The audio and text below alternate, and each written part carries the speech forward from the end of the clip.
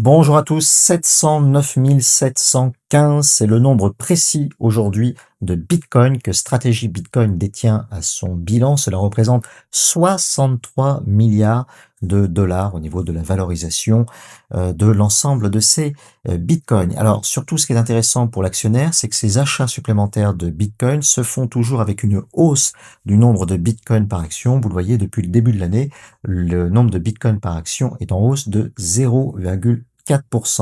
Il y avait environ 195 000 Satoshi par action au 1er janvier 2026 et on en a désormais un petit peu plus de 195 700 Satoshi donc par action. L'année dernière, en 2025, le BTC Yield avait été de 22,8%. On verra si en 2026, cette stratégie est capable de faire aussi bien. En tout cas, c'est bien parti et on peut raisonnablement espérer un BTC Yield d'au moins 10% sur l'année 2026. En tout cas, ça démarre très fort. Vous voyez les trois premiers achats de l'année 2026, respectivement les 93e, 94e et 95e achats de stratégie donc depuis 2020.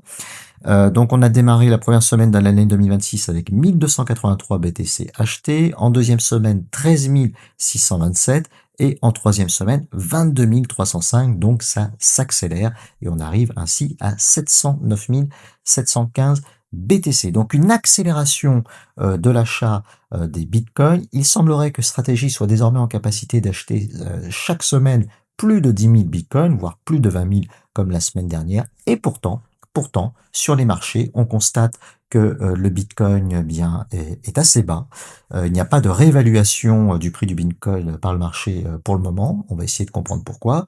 Et puis de même, au niveau de la NAV de Stratégie, c'est-à-dire de sa valorisation par rapport au nombre de Bitcoin détenus, on constate également que Stratégie est faiblement valorisée. Donc là aussi, on va essayer de comprendre pourquoi dans cette vidéo. Alors pour cela, on va faire un focus sur les achats de la semaine dernière. Et ce qu'il faut bien comprendre, ce qu'il faut bien avoir en tête, c'est que l'essentiel de ces achats est effectué via des augmentations de capital, via des émissions d'actions ordinaires. C'est la dernière ligne de ce tableau, tout en bas, MSTR.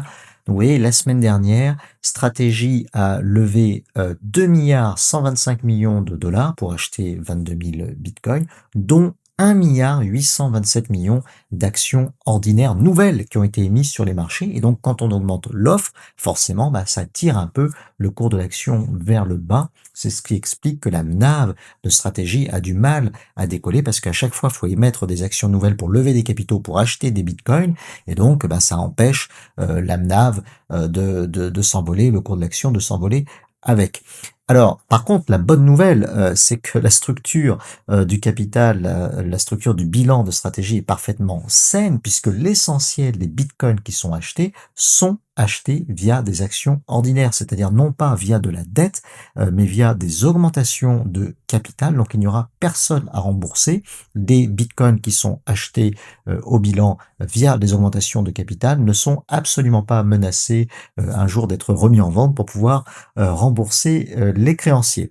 Alors, c'est un petit peu différent par contre pour les achats réalisés via des actions préférentielles. Donc, vous voyez, la semaine dernière, il y a eu des émissions d'actions préférentielles également, les STRC et les STRK, pour un total d'un peu plus de 300 millions de dollars, mais selon des ratios tout à fait prudents. Alors, pour que ce soit plus clair, j'ai fait mon propre petit tableau ici en dessous.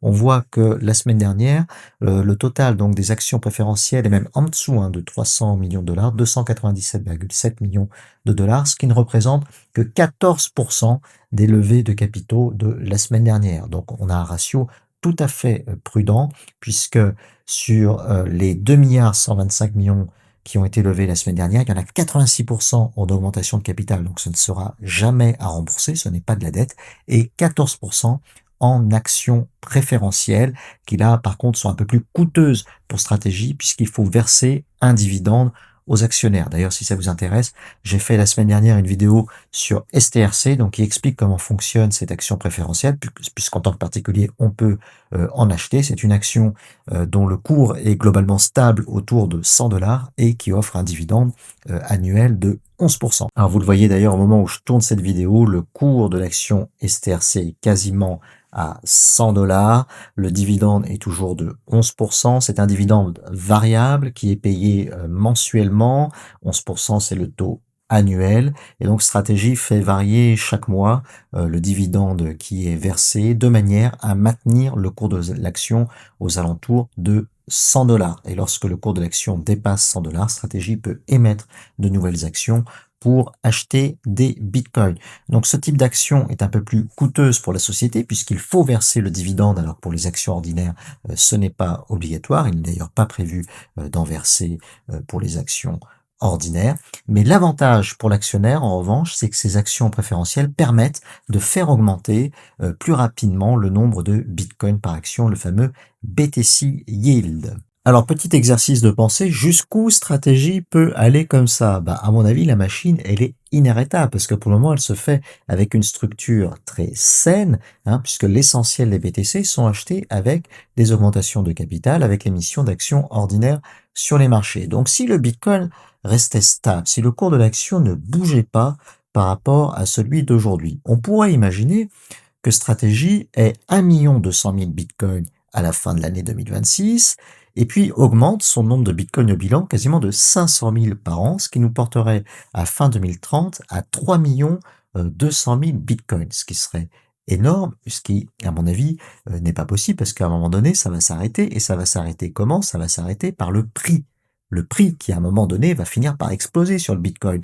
Pourquoi? Il y a aujourd'hui environ 2 500 000 bitcoins sur les exchanges.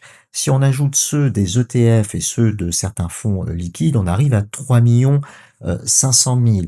À la limite, si on en ajoute encore d'autres qui sont détenus en self-custody et qui reviennent régulièrement sur les marchés, on arrive à un total maximum de 5 à 6 millions de bitcoins vraiment liquides, qui sont vraiment achetables sur les marchés quotidiennement, ou en tout cas à un horizon court ou moyen terme. Tout le reste est plutôt détenu par des hodlers ou des gens qui viennent assez peu souvent sur les marchés mettre en vente leur bitcoin.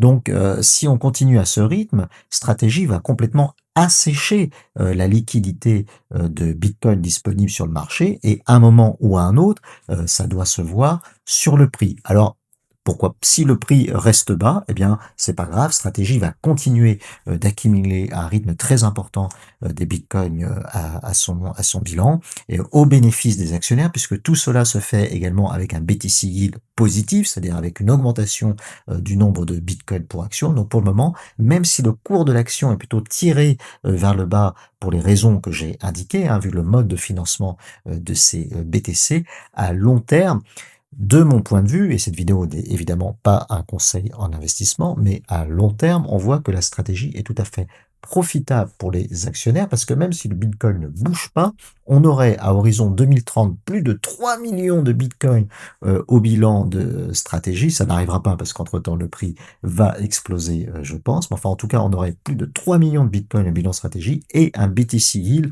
de l'ordre de 10 à 15% par an. Donc tout cela serait très profitable pour l'actionnaire. Alors pourquoi les marchés qui normalement doivent anticiper tout cela n'ont-ils pas réévalué le prix du Bitcoin? C'est peut-être parce qu'ils ne croient pas en cette stratégie et qu'ils pensent qu'il y a un grain de sable, qu'elle n'est pas tenable sur le plan financier. Alors il y a peut-être 3-4 indicateurs que les marchés vont observer de près, qu'ils vont regarder comment ça évolue avant peut-être de réévaluer fortement le cours du Bitcoin. Le premier indicateur, c'est le taux d'amplification qui doit rester le plus bas possible. Donc, il compare le total des dettes et le nominal des actions préférentielles avec le total de la valorisation en Bitcoin au bilan de la société.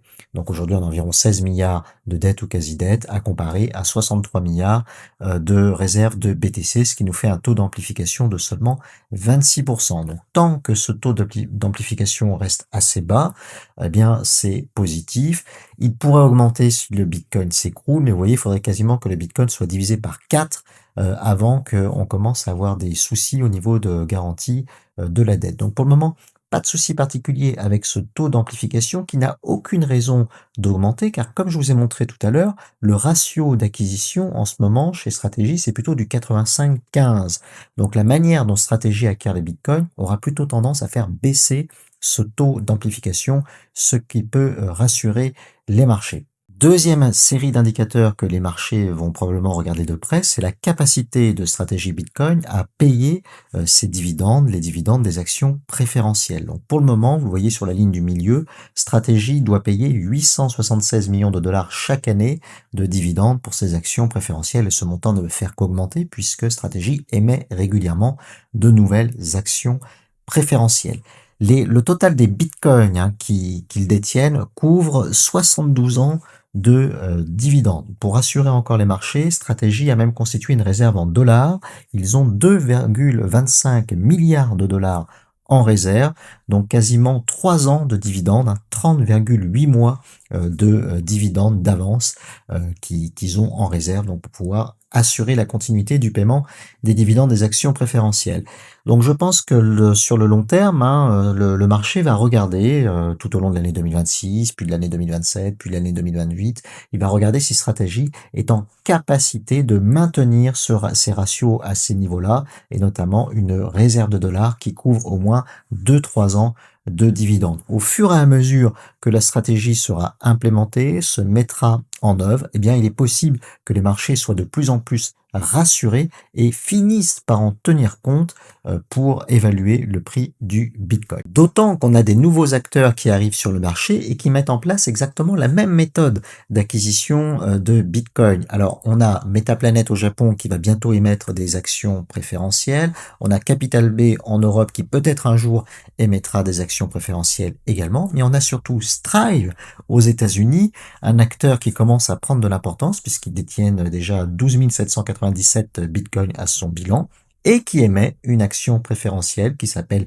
SATA, SATA, sur le même modèle que le STRC de stratégie Bitcoin. Et pour le moment, Strive a un taux d'amplification tout à fait raisonnable de 28%. Donc cela aussi, le marché devrait en tenir compte. Il y a quand même beaucoup de nouveaux acheteurs qui arrivent. Alors, si les marchés ne sont pas efficients et ne tiennent pas compte de tout cela, eh ben, c'est pas grave, le prix du Bitcoin finira quand même par monter avec le jeu de l'offre et de la demande, sous la pression de cette demande très importante et de la raréfaction de l'offre, sauf que ça prendra un petit peu plus de temps que prévu. Et puis peut-être que les marchés sont efficients et vont finir par réagir et on aurait une hausse du Bitcoin dès l'année 2026. Souhaitons-le, peut-être 150 000, peut-être 200 000 dollars. On verra bien, à moins que les marchés voient quelque chose que moi, personnellement, je ne vois pas et qui explique la faiblesse du Bitcoin. Je vous laisse en parler en commentaire si vous souhaitez corriger cette analyse ou la compléter. En tout cas, je vous remercie de m'avoir suivi jusqu'au bout. Je continuerai régulièrement de faire un petit point sur le marché et sur ce qui se passe au niveau des Bitcoin Treasury compagnie. À bientôt pour une prochaine vidéo. Ciao!